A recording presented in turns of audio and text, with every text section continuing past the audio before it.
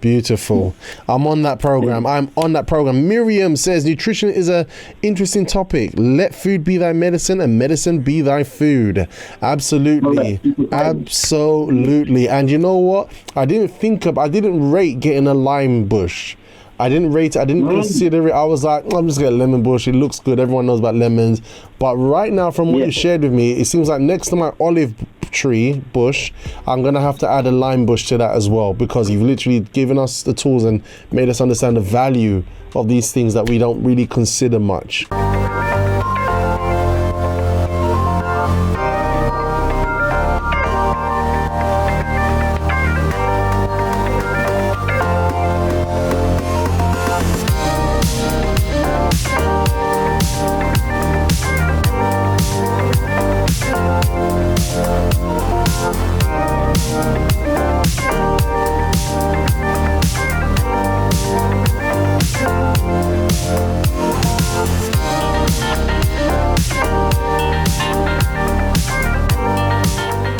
Now let's move on to the next part of the show, guys, because we are now quarter to the hour and we have to bring in our guy. Yes, the special forces coming through the breakfast show ceilings, or he's on a mountain somewhere communicating to us. It's the one and only Ronald, the expensive one. Good morning, Ronald. Good morning. Top of the morning to you. Top of the morning to you, Ronald. Top of the morning.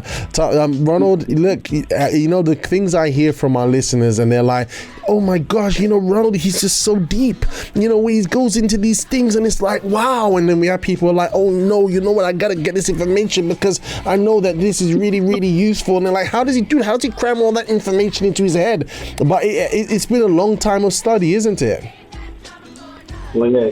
50 years plus. 50 years plus, you know, and this man is sharper than nails, more powerful than iron. It's the power of nutrition and doing the right things. So what have you got for us today, Ronald? Well, just before we start with that, I often think about my pathway in my life, and I look back and honestly started studying nutrition seriously at the age of 14. Yeah. 14. So let me get such a mix up the background. Sorry, that's better. Sorry. The background was just too happy, so I wanted to hear you better. Sorry, just repeat that last bit again, please, Ronald. I said I actually started studying nutrition at the age of 14. 14, wow. 14. And a lot of my Vietnam veteran mates have retired at 60. Right, and because when you're in the army, spending combat, you're allowed to retire at 60. But when I got to 58, I said, I'm not going to retire. No way, no way. So I'm still working now at the age of 75. Still working. Wow.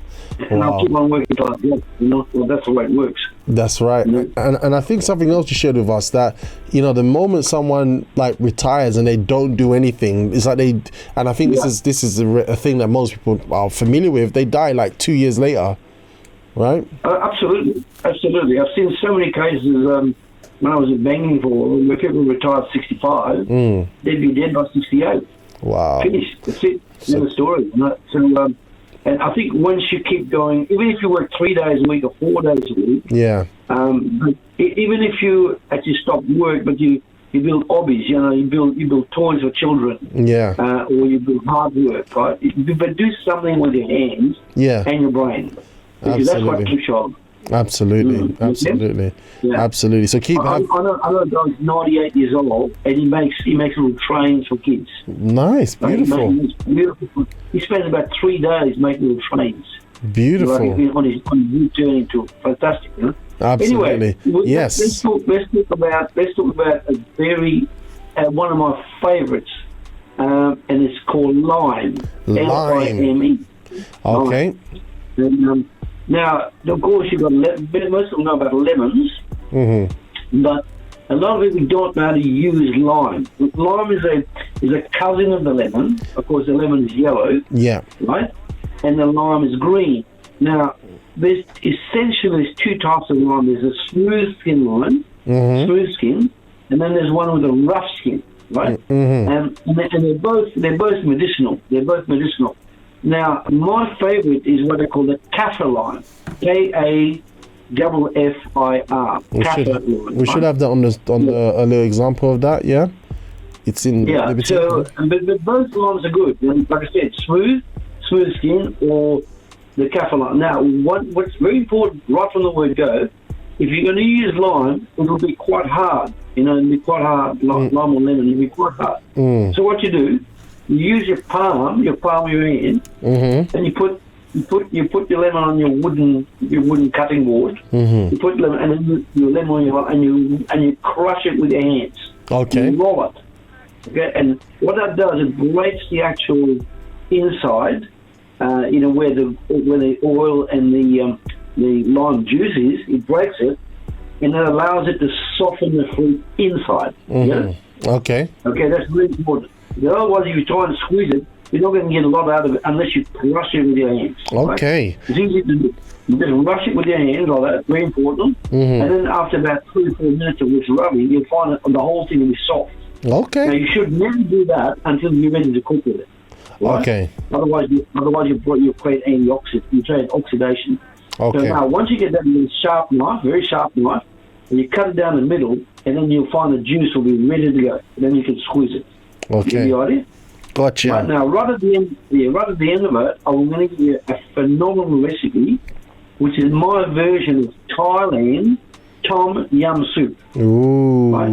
Yeah, but Ronald, sorry to interrupt, but Ronald, isn't lime just a baby lemon? No. Okay. No. No. It's its own fruit. Okay. Like I said, the lemon's yellow. That's the differential. Yeah. Yellow and also the different vitamin C. Okay. But lime is actually more concentrated vitamin C. Oh, really? I didn't know that. I didn't know. Yeah. Okay. And the green in the lime is got chlorophyll, which is the lemon doesn't have as much. Yes. Chlorophyll. Okay. All right. Okay.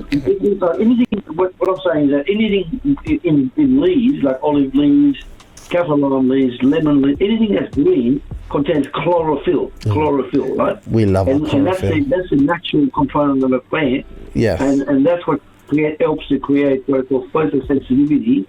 And the sun works with the skin. Gotcha. See? And that's how fruits ripen through their chlorophyll. Right. And chlorophyll is excellent for your liver and your kidneys.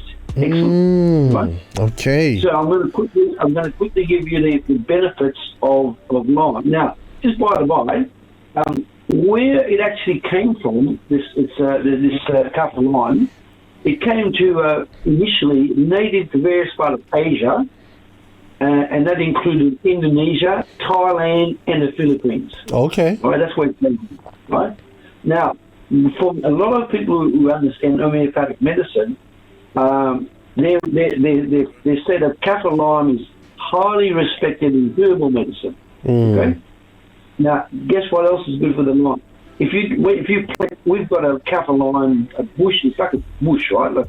More like a bush than a tree, right? Now, one of the things we can use, we have a beautiful big, about 4 inches long, 3-4 inches long kaffir lime leaves, right? And those leaves can be used to create antibacterial function on your gums. Easy. Right? So, yeah. Because I got sore gums, I think I've had a few sweets I shouldn't have had. So I can, all right. Okay, yep, gotcha. What you do, of course, you've got to have the leaves fresh as you can from your own bush, right? Okay. Now, the idea is you get the leaf, a good-sized leaf, 3 inches long. If it's healthy, it'll be 3 inches long. You crush it with your hand, you wash it, crush it with your hands, and you rub it on your gum. You rub it on your gum. First thing in the morning, you rub it in your gum, and last thing at night, you rub it on your gum, and then you chew it a bit. It'll be quite like citrusy. And then what that does, it takes out all the bacteria between your teeth. Just do your toothpick first, like that, and then you can rub the actual lime leaves crushed on your gum, inside your gum, and then you use the toothpaste to brush it off. Okay. Right? And what that does, if you've got any sort of built-in bacteria, that will actually get rid of the bacteria quite quickly. It's very, very citrusy. Wow. Okay? Powerful. So what does it have? Now, it's got some amazing flavour by the concentration of what we call alkaloids, citronellol, limonene, nerol, and other organic compounds in capsulites, right? Ooh. Now, these all, the alkaloids, the citronellol, the limonene, nerol, and other organic compounds, they provide a unique aroma and flavour, but also a wide range of health benefits, right? Now, in addition to that, we all extracted from the leaves, as well as the leaves themselves, can be used for medicinal purposes, right? And then you can mix the oil with shampoos, soaps, salves, fragrances, and other cosmetic products. These are the leaves of the lime, right? Correct. A lime bush, and you're just using the leaves. Use the leaves for now. Wow. And of course, you can buy a lot of leaves from supermarkets. You can, but I wouldn't recommend that because usually they're dry. The oil's gone out of them. Right? The absolute best, 100% way to enjoy the lime leaves is to grow your own bush, your own tree. All right, guys, it's time to hit those. Time to hit Costco, guys. It's time to get out of lime bush. Jade from Wolverhampton says Ronald is dropping the knowledge on oxidation. Booyah shaka. Yes. Absolutely. Yes, exactly. So what it does, it improves oral health. It detoxifies the blood, the lime juice. Detoxifies the blood. It helps the digestive system to break down protein. Okay. Okay. And, So it also uses an insect repellent. Yeah, you know, when you just said that, sorry to interrupt again, to break, it helps the digestive system to break down protein. So would you recommend probably putting a drizzle of lime juice over your steak if you were to eat it? Now you're talking. You're taking the words right out of my mouth. If you've got a steak, or fish, or chicken, wait till it's already cooked, it's on your plate, and then you squeeze your lime. You rub your lime, squeeze it, and you squeeze the lime juice on top of your meat, or your fish, or your chicken, or your turkey. I personally prefer it on fish. I think the lime's got enough affinity to fish and prawns. Right? It really makes the flesh of the prawn or the fish, like any fish, cod, salmon, a sole, sea bass, it's incredibly good for you. And it breaks down the protein in the fish very quickly. You can even put it on eggs. After you boil the eggs, when you put it in, you can even put eggs. It creates an amazing flavour with eggs and lime juice. Wow. And one of the ways you can prepare is you boil your eggs for 4 minutes, 45 seconds. You peel them, you put them on your plate, and then you cut some finely clean red onion or white onion. You squeeze your lime juice on top of that, and a bit of olive oil, and apple cider vinegar, and presto. Bob's your uncle. Your eggs is level 5. Oh, wow. I'm going to try that later on today, actually. Yeah. So also it is very, very good for lowering inflammation inside the body and outside the body. Right? Okay. And funny enough, when you're squeezing the lime juice, it's really amazing. When you squeeze the lime juice, you smell it. You put your nose and smell it. That helps to reduce stress. It's got a lovely calming effect on the brain. Right? So in summary, you get relief from anxiety and stress. You strengthen the immune system. You promote good oral health. It helps to detoxify the blood. You stimulate your digestive system. It's rich in insect repellent properties. Ooh, really? And it reduces the appearance of age marks, scars, and pimples. Okay. And what age does if you've got pimples or acne or something like that, you actually squeeze the lime juice and excuse me. And then you rub the lime juice on the scar or the pimple or the age mark. You just rub it on it and leave it there for half an hour. And the vitamin C gets in there and starts to break up the scar, and then you get much smoother skin. Wow, beautiful. Now, if we've got 2 minutes, I'm just going to explain quickly about the tom yum soup, right? Now, what you need for that is prawns, about probably per person about 20 prawns. Now, usually if you go to a normal restaurant, they'll only give you about 4, right? Yeah. But you get about 20 prawns that's enough for 1 or 2 persons. Right? Let's say work on 1 person 10 prawns. Right? So 20 prawns, yeah. Yeah, but I'm not talking about the small little prawn they call king prawn. That's not king. The king prawns. We're talking about 3 inches long. The robust prawns. Well, that's what, exactly, big ones, right? So about 10 to 20 is for your plate. So that's cooked first, it's slightly cooked. And then the idea is you put a red onion, some lemongrass, some about 3 or 4 kaffir lime leaves. Which leaves did you say? The kaffir lime, the actual lime leaves. Kaffir lime leaves. Yep. You don't just put the limes itself; you put the kaffir lime leaves. Okay. Right? All right. So what you've got, so in a bowl, like a Pyrex bowl, for example, you put your prawns on the base, already cooked, semi-cooked, and then you put the kaffir lime leaves, the kaffir lime juice, a little bit of olive oil. I like the olive oil with it. A bit of sea salt, salt to get on, and then you put a bit of lemongrass, crushed lemongrass, which you can do yourself, lemongrass, or you can come and buy it. The juice, so the small cut red onion and small cut white onion, okay, and then you put boiling water on that, boiling water. Okay. Okay, and then what it does, you'll see the color will go greenish red. Okay, greenish red, right? Now you can add a bit of turmeric with it, which adds another flavour. You can put some curry leaves with it as well. Curry leaves. Curry leaves. Curry leaves, Yeah. And then you bring it to not the boil, but you bring it to simmer, right? And that gives you the most delicious tom yum soup. Ooh. It's different. It's actually an improvement on the traditional Thai tom yum soup. Ooh la la! I'm on that program. It's delicious. Now, last but not least, remember when you cook that concoction, you use another lime on the right side, and as you're about to serve, you put it on the plate. In other words, you squeeze on the first plate, you squeeze the lime juice in the tom yum soup. And you stir it all up, and it will be pretty hot. Lovely. Now, and you can also, another thing you can do, you can add about 3 or 4 red chilies. Marvelous, right? And wow! If you're in the cold winter night, you take that, and I tell you what, Ronald, you warm for hours. Yeah, my goodness, colds are going to be a thing of the past, right?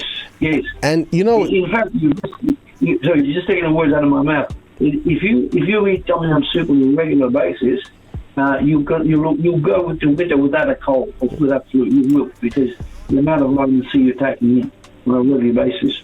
Get it? Okay, so it's called tom yum soup. Yeah, TOM. Yep. YUM. It traditionally was invented in Thailand. It's called Thai, THAI, tom yum soup. Thai tom yum soup. Yeah. Beautiful. Tom yum soup, yeah. Look, listeners, you know when you... Sorry, go on. Go on. Yeah, you know when we want to eat better and we're trying to think of different ideas. We're trying to think we've done this and it's like, I can't continue doing this because it's just got too boring now. And you want to do something to change things up. This is something that's really simple, and I'm sure it will go down well. And it's a whole different dynamic flavor and taste as well. Yes. I'm in that program. Sounds good. All right. Wow. But you can certainly go to YouTube and look up the way that you can cook tom yum soup. Yeah. But what I always do, I'll get the original recipe and I improve it. Improve it. I hear. By putting the sea salt and the olive oil, a bit of olive oil, right? And otherwise they'll put like a cheap oil in it, maybe like a nasty type cheap oil which you don't want. By putting olive oil in it, it just draws a lime even better. Wow. I use extra virgin oil for that. Just like maybe a teaspoon or two per plate, that's all. Beautiful. You get it? Absolutely beautiful. You know what? Do a twist on it in the oil. Yeah. Guys, so look, try this out at home. I'm actually going to try this one because this one looks very simple to make, or really straightforward. And I'm actually going to give this one a try, actually, and just let you know how it goes. Hopefully I'll be able to... it's going to be the anniversary weekend. It's probably going to have to be next week. Yeah, I'm going to have to go at this, actually, and I'm going to take a picture of it and show everybody on the breakfast show. I'm going to do it. And guys, you can make this tonight for your anniversary dinner. You know, I could actually. I just need to get those leaves, isn't it? I need to go into someone's garden and like pull some of their leaves off their tree. You know, just by the way, I almost forgot. Always, very important part. I always forgot. When you squeeze the lime in the actual soup. Yeah. Okay. Now you have the two halves, right? The two halves of the lime. You get a very sharp knife, and you cut the one half. You take one half, you cut it with a very fine knife. Cut it just very small, like about a millimeter. You cut it into shred it with a sharp knife, and then you spread that half of lime in the soup. Okay. Right? So that gives you another dimension of flavour because you've got the lime juice, and now you've got the lime skin, right? As well. Now, but of course, be careful when you buy it. If you buy lime from a shop, make sure you wash the skin before you use it. I'm gonna. But that when you add that additional skin on your half, right? You can use the other half to make tea, right? And then when you do that, what actually happens is that you end up with an extra flavour of lime. Wow. Beautiful. Make sense? Beautiful. I'm on that program. Miriam says nutrition is a interesting topic. Let food be thy medicine and medicine be thy food. Absolutely. Absolutely. And you know what? I didn't rate getting a lime bush. I didn't rate it. I didn't consider it. I was like, I'm just getting a lemon bush. It looks good. Everyone knows about lemons. But right now, from what you shared with me, it seems like next to my olive tree bush, I'm going to have to add a lime bush to that as well, because you've literally given us the tools and made us understand the value of these things that we don't really consider much, you know.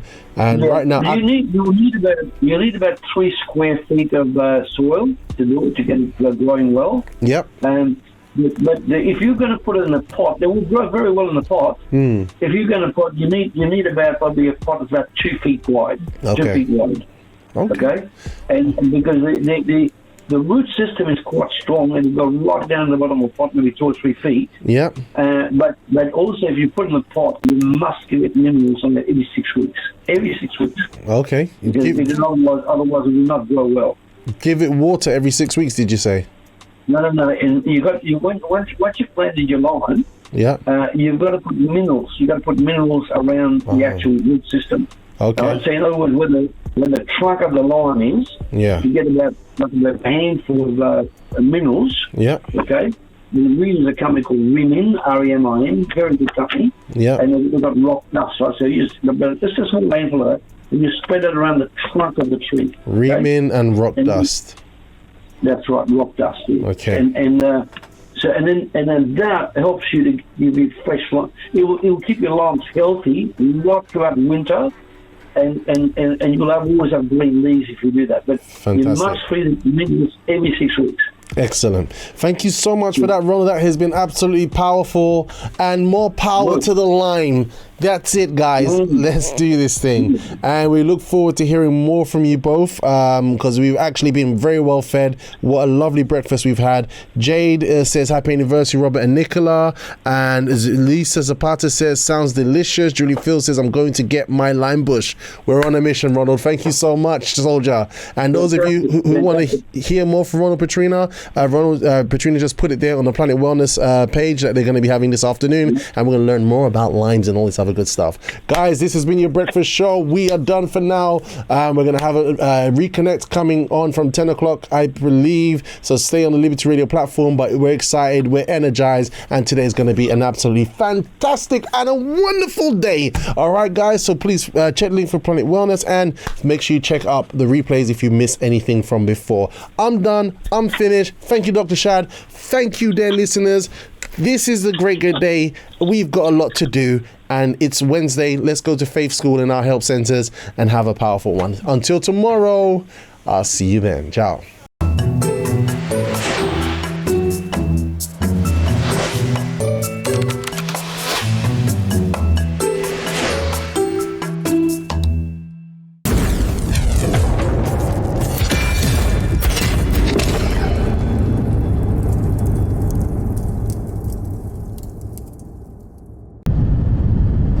You are on the globe, start your morning right. Monday to Friday, from 6:30 a.m. to 8 a.m. UK time. Join Robert Ashite and Hercules, your man of sound. Connect online Monday to Friday with special guests for inspiration, motivation to start your morning right. Music, banter, fun and laughter. Connect when you start your mornings with The Breakfast Show. Only on libertyradio.co.uk.